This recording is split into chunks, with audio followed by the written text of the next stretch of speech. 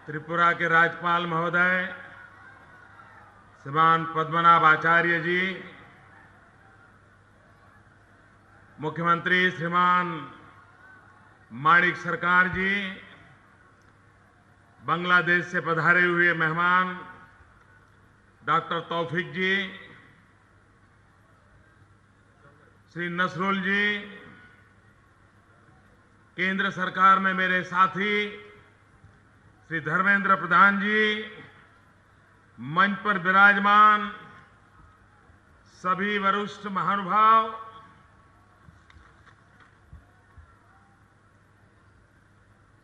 त्रिपुरा आदरणीय माओ बोनेरा, नमस्कार।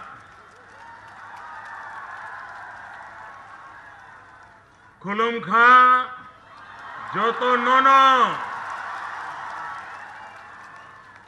भाइयों बंधुरा, बांग्लादेशेर विशिष्ट अतिथिगण, आपनादेर सबाइके आमार आंतरिक शुभेच्छा।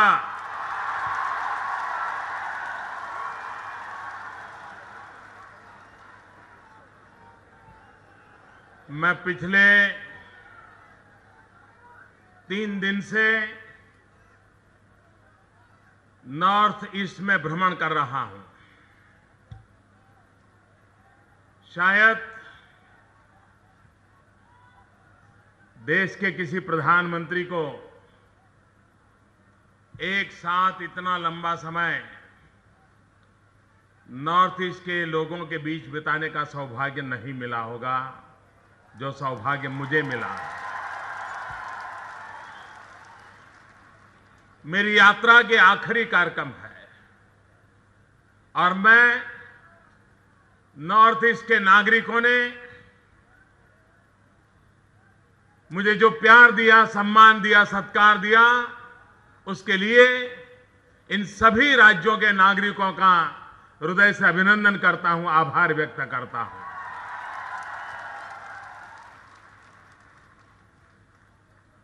नॉर्थ ईस्ट में मेरा पहला कार्यक्रम था जो गति से जुड़ा हुआ था और आखिरी कार्यक्रम है जो ऊर्जा से जुड़ा हुआ है। और विकास करना है तो ऊर्जा भी चाहिए, गति भी चाहिए और दिशा भी चाहिए। और इसलिए हमने नॉर्थ ईस्ट की दिशा को पकड़ा है। लुक ईस्ट पॉलिसी की चर्चा अब वक्त आया है लुक ईस्ट पॉलिसी से आगे एक्ट ईस्ट पॉलिसी का, और उसी के तहत इस पूरे नॉर्थ ईस्ट क्षेत्र के विकास के लिए तेज गति से हम आगे बढ़ना चाहते हैं। आज त्रिपुरा में भारत सरकार, राज्य सरकार, इन सब के सहयोग से पूरे नॉर्थ ईस्ट का सबसे ज्यादा कैपिटल इन्वेस्टमेंट वाला ये project 10,000 crore rupees, 726 megawatt power, और ये भी इतने छोटे से राज्य में और पूरे नॉर्थ ईस्ट में इतना बड़ा कार्यक्रम, इतना बड़ा पूंजी निवेश, इतना बड़ा बिजली का उत्पादन, लेकिन ये विश्व के नक्शे पर भी जगह बनाने वाला है। क्योंकि पूरा विश्व क्लाइमेट चेंज की परिस्थिति का मुकाबला करने के लिए जिन दिशा में काम कर रहा है, क्योटो प्रोटोकॉल की जो चर्चा हो रही है, उन सारे नॉर्म्स का पालन त्रिपुरा के इस प्रोजेक्ट में हो रहा है और उस प्रकार से विश्व में ग्रीन एनर्जी मूवमेंट के क्षेत्र में त्रिपुरा आज अपना नाम दर्ज करा रहा है। अभी अभी सार्क समिट हुई थी। बांग्लादेश की प्रधानमंत्री बेगम हसीना जी भी वहां मौजूद थी और सार्क समिट में एक महत्वपूर्ण निर्णय किया गया है कि सार्क के देश एनर्जी के क्षेत्र में साथ मिलकर के एक दूसरे को उपयोगी होकर के एनर्जी को एक कॉमन कमोडिटी के रूप में कैसे उपयोग करे, इसमें सहमति हुई है। और जब सार्क देशों की सहमति हुई है तो मैं आज बांग्लादेश से अनुरोध करता हूं, मैं उनको ऑफर करता हूं कि अगर बांग्लादेश भारत से बिजली खरीदना चाहता है तो भारत बांग्लादेश को बिजली देने के लिए तैयार है। हम उस स्थिति में पहुंचे हैं और मैं उस जगह से घोषणा कर रहा हूं, ये वही जगह है, ये यही इलाका है कि यहां के लोगों ने 1971 में बांग्लादेश का जब मुक्ति आंदोलन चलता था तब उनके दुख के साथ दुखी, उनके साथ सुखी, ये भूमिका इस क्षेत्र के लोगों ने निभाई थी। और हमारे बांग्लादेश के मंत्री श्री मुझे कह रहे थे कि मैं 41 साल के बाद यहां आ रहा हूं। 71 में जब बांग्लादेश का मुक्ति का आंदोलन चल रहा था तब मैंने यहां आकर आश्रय लिया था। आज मैं दोबारा यहां आया हूं, वो संतोष की अनुभूति कर रहे थे।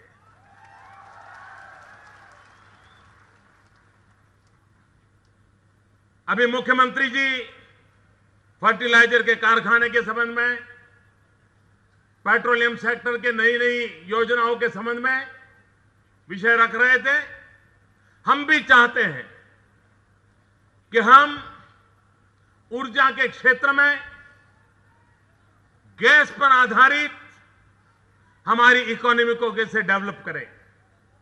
और इस बार ओएनजीसी ने गैस उत्पादन के क्षेत्र में अपने बजट को डबल कर दिया है ताकि उसके कारण खास करके त्रिपुरा जैसे क्षेत्र जहां गैस के भंडार पड़े हैं उसका सब सर्वाधिक उपयोग करके हम पूरे देश की इकोनॉमी को कैसे बदल सके। ऊर्जा के माध्यम से पूरे नॉर्थ ईस्ट को नौजवानों को रोजगार मिलने की पूरी संभावनाएं उसमें निहित है और उस पर हम बल देना चाहते हैं। उसी प्रकार से कुछ दिन पहले मैं जापान गया था। जापान सरकार के साथ हमने एक एग्रीमेंट किया है। उस एग्रीमेंट का लाभ भी नॉर्थ ईस्ट के लोगों को होने वाला है, त्रिपुरा के नौजवानों को होने वाला है। और हमने जापान के साथ पूरे नॉर्थ ईस्ट में म्यांमार तक एक इकोनॉमिकल कॉरिडोर बनाने का संयुक्त प्रयास करने का निर्णय किया है। और इसके कारण यहां पर तेज गति से आर्थिक विकास हो, जापान हमारे साथ उसमें सहयोग करे, उस पर हम बल दे रहे हैं। मेरे दृष्टि से अब नॉर्थ ईस्ट भारत का दूर सुदूर क्षेत्र का एक उपेक्षित इलाका नहीं रहने वाला है। अब नॉर्थ ईस्ट जिसका भविष्य उज्जवल है, 21वीं सदी एशिया की सदी कही जाती है। अगर 21वीं सदी एशिया की सदी है तो नॉर्थ ईस्ट एशिया का प्रवेश द्वार है और एक प्रकार से समृद्धि का प्रवेश द्वार भी नॉर्थ ईस्ट बनने की पूरी संभावनाएं मैं देख रहा हूं। और इसलिए एक लंबी सोच के साथ यहां इंफ्रास्ट्रक्चर को कैसे बल मिले, रेल कनेक्टिविटी हो, रोड कनेक्टिविटी हो, डिजिटल डिवाइड खत्म हो, सामुद्रिक मार्ग का लाभ मिले। जैसा अभी मुख्यमंत्री जी कह रहे थे बंदरों के विकास के संदर्भ में, इन सारी बातों का एक सूत्री कार्यक्रम लेकर के और वो एक सूत्री कार्यक्रम है आधुनिक से आधुनिक इंफ्रास्ट्रक्चर बना करके पूरे नॉर्थ ईस्ट के विकास की नई क्षितिजों को खोल देना। मैं आज बांग्लादेश के प्रधानमंत्री बेगम हसीना जी का भी आभार व्यक्त करना चाहता हूं, क्योंकि इस प्रोजेक्ट को बनाने में हमें जो मशीनरी यहां पर लानी थी, अगर बांग्लादेश का हमें जिस तरह से सहयोग मिला वो न मिलता तो ये काम करने में बहुत दिक्कत रहती। लेकिन बांग्लादेश ने जो सहयोग किया इसके लिए मैं उनका आभारी हूं। एक ऐसा प्रोजेक्ट है जिसमें दो देश मिलकर के कितना काम कर सकते हैं, इसका ये उदाहरण है।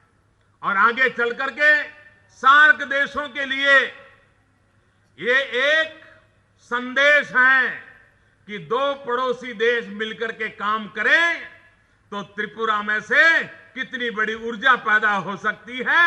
ये सार्क देशों के लिए एक सकारात्मक संदेश देती है घटना। इतना ही नहीं, राज्यों के बीच में भी अगर कोऑर्डिनेशन हो, सहयोग की भावना हो, एक दूसरे के साथ मिलकर के काम करे तो कितना बड़ा फायदा हो सकता है। ये एक ऐसा प्रोजेक्ट है त्रिपुरा का जिसमें नॉर्थ ईस्ट के सभी राज्यों ने मिलकर के ट्रांसमिशन काम के लिए एक संयुक्त काम जिम्मा लिया है। राज्य मिलकर के किसी काम की जिम्मेवारी उठाए, ये अपने आप में विकास के लिए एक नई आशा पैदा करने वाली घटना है। मैं नॉर्थ ईस्ट के सभी मुख्यमंत्रियों को ये सहयोगपूर्ण निर्णय करने के लिए, उसको आगे बढ़ाने के लिए मैं हृदय से बहुत बहुत अभिनंदन करता हूं। और इस प्रकार का सहयोग का वातावरण, और हमारा तो मंत्र है सबका साथ सबका विकास, इसी को लेकर के हम आगे चलें तो हम नई नई सिद्धियों को प्राप्त कर सकते हैं। पूरे नॉर्थ ईस्ट में एक ऐसा क्षेत्र है जिस पर हमने ध्यान देने की मुझे आवश्यकता लगती है। हमारे देश में हम तिरंगे झंडे का सम्मान करने वाले लोग हैं, तिरंगा झंडे का गौरव करने वाले लोग हैं। लेकिन मैं तिरंगे झंडे से प्रेरणा लेकर के चतुष्क्रांति की चर्चा करना चाहता हूं, चहुमुखी क्रांति की चर्चा करना चाहता हूं। एक है ग्रीन रिवॉल्यूशन, हमारे तिरंगे झंडे का कलर है ग्रीन। उस तिरंगे झंडे का एक कलर ग्रीन हमें संदेश देता है ग्रीन रिवॉल्यूशन का। सेकंड ग्रीन रिवॉल्यूशन, लेकिन सेकंड ग्रीन रिवॉल्यूशन में भी नॉर्थ ईस्ट स्पेशली फोकस करके ऑर्गेनिक फार्मिंग की ओर अगर जाएं तो पूरी दुनिया में नॉर्थ ईस्ट का ऑर्गेनिक एग्रीकल्चर प्रोडक्ट पूरे विश्व के बाजार को अपना बना सकता है। इतनी संभावनाएं पड़ी है और उस पर हम बल देना चाहते हैं। दूसरा है सफेद रंग। आज भी नॉर्थ ईस्ट में मिल्क रिवॉल्यूशन के लिए बहुत संभावनाएं पड़ी है, एनिमल हस्बेंड्री के बहुत संभावनाएं पड़ी है। हम उस दूसरे रंग पर भी बल दें और हम मिल्क रिवॉल्यूशन में कैसे जाएं। तीसरा है भगवा रंग। मैं सैफ्रॉन रिवॉल्यूशन की बात करना चाहता हूं। ग्रीन रिवॉल्यूशन चाहिए, व्हाइट रिवॉल्यूशन चाहिए, सैफ्रॉन रिवॉल्यूशन भी चाहिए। मैं जानता हूं कुछ लोग जब सैफ्रॉन रिवॉल्यूशन की बात करूंगा तो उनके कान खड़े हो गए होंगे, उनको जरा परेशानी होती होगी कि मोदी क्या लाया। ऊर्जा का रंग है सैफ्रॉन, और इसलिए मैं जब सैफ्रॉन रिवॉल्यूशन की बात करता हूं मैं ऊर्जा क्रांति की बात करता हूं। सोलर रेडिएशन से हम लाभान्वित लोग हैं। हम सोलर एनर्जी को बल कैसे दें, हम रिन्यूएबल एनर्जी को बंद कैसे दें, हम गैस बेस्ड इकोनॉमी में ऊर्जा को कैसे ले जाएं, हम एक ऑल आउट सॉल्यूशन ऊर्जा के क्षेत्र में कैसे करें, उसके लिए आगे बढ़ना चाहते हैं। और चौथा हमारे तिरंगे झंडे के अंदर ब्लू रंग का अशोक चक्र है। ये ब्लू रंग पानी की ताकत को दर्शाता है, सामुद्रिक शक्ति को दर्शाता है। हमारी सामुद्रिक शक्ति कैसे बढ़े। उसी प्रकार से पूरे नॉर्थ ईस्ट में पानी भरपूर मात्रा में है, ब्रह्मपुत्र से भरा हुआ इलाका है, पहाड़ों में से झरने बहते रहते हैं। हमारी इकोनॉमी को बदलने के लिए ये ब्लू रिवॉल्यूशन हम कैसे करें, उसे एक शक्ति का स्रोत मान करके हम उसको कैसे आगे ले जाएं और ये चहुमुखी क्रांति को लेकर के हम त्रिपुरा के भी भाग्य को बदले, पूरे नॉर्थ ईस्ट के भाग्य को बदले, यहां के नौजवानों को रोजगार मिले, उस दिशा में हम कैसे आगे बढ़े। हिंदुस्तान में प्राकृतिक संपदा के लिए, टूरिज्म के विकास के लिए जितनी संभावनाएं नॉर्थ ईस्ट के पास हैं, उतनी शायद हिंदुस्तान के किसी और क्षेत्र के पास नहीं है। कितनी बायोडायवर्सिटी से भरा हुआ है। पूरे हिंदुस्तान को हमने आकर्षित करना है और इसके लिए कनेक्टिविटी पर बल देना है, रेल के माध्यम से कनेक्टिविटी पर बल देना है, रोड के माध्यम से कनेक्टिविटी से बल देना है, वाटरवे का उपयोग करते हुए में कनेक्टिविटी को बढ़ाना है। और इस प्रकार से और पूरा क्षेत्र त्रिपुरा समेत पूरा नॉर्थ ईस्ट विकास की नई ऊंचाइयों को पार करे, उस दिशा में हम आगे बढ़ना चाहते हैं। आज राष्ट्र के उस 726 मेगावाट का ये पूरा प्रोजेक्ट आज पूर्ण हो रहा है। प्रथम चरण जब हुआ तब आदरणीय राष्ट्रपति जी यहां आए थे। आज संपूर्ण प्रोजेक्ट के समय मुझे आने का सौभाग्य मिला है। राष्ट्र की ऊर्जा शक्ति बढ़ाने में त्रिपुरा के योगदान को मैं गौरव से स्वागत करता हूं और राष्ट्र को यह प्रोजेक्ट समर्पित करते हुए मन में बड़े संतोष के भाव के साथ आगे बढ़ रहा हूं और फिर एक बार बांग्लादेश का आभार व्यक्त करता हूं और बांग्लादेश को ऑफर करता हूं कि बांग्लादेश की जो ऊर्जा की जरूरत है, अब भारत उस स्थिति में है कि हम बांग्लादेश को बिजली बेच सकते हैं, बांग्लादेश को भी उजाला पहुंचाने का काम भी भारत कर सकता है। बहुत बहुत धन्यवाद।